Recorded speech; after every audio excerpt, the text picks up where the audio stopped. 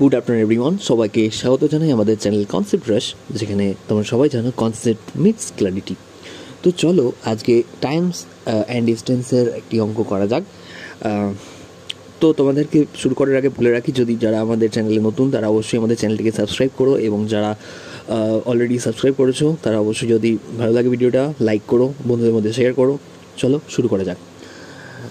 অঙ্কে বলা হয়েছে the distance between two place A and B is 140 kilometre. তো আমরা প্রথমেই এঁকে ফেলি, এ আর বি এদের মধ্যে ডিস্টেন্স হচ্ছে 140 kilometre.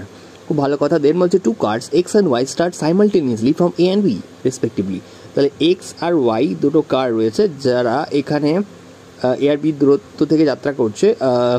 If they move in the same direction, যদি তারা সেম ডিরেকশনে যায়, দে মিট আফটার 7 আওয়ার, তারা 7 ঘন্টার পর তারা মিট করে। আচ্ছা, তারপর বলছে if they move towards each other, যদি তারা একে অপরের দিকে যায়, দে মিট আফটার 1 আওয়ার, তারা 1 ঘন্টা পর মিট করে। What is the speed of the car Y if its speed is more than that of car X? তো কারের থেকে কার এক্সের থেকে যদি স্পিড ওয়াই এর বেশি হয়, তাহলে ওয়াই এর স্পিড কত?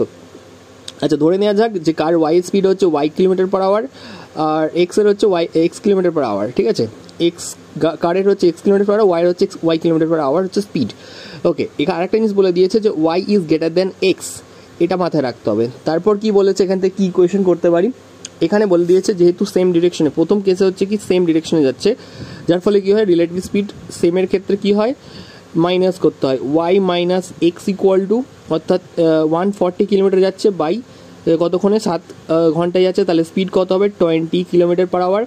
আর যদি অপোজিটে যায়, তাহলে Y plus X relative speed হলে 140 কিলোমিটার কতক্ষণে কভার করছে, 1 ঘন্টা পর। তার মানে এক্ষেত্রে স্পিড কত হবে, 140 কিলোমিটার।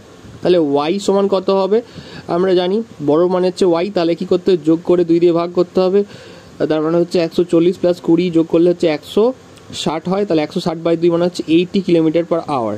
ওকে, তো বুঝতে পারলে সবাই, 140 এটা যোগ করলে কত হবে, 160 এটা বাই 2 করলে হচ্ছে আমরা পেয়ে যাবো কার, ওয়াই এরটা। ওয়াই এখানে চেয়েছে ওয়াই এর, সো ওয়াই হচ্ছে 80 kilometre per hour. I think তোমরা বুঝতে পেরেছো।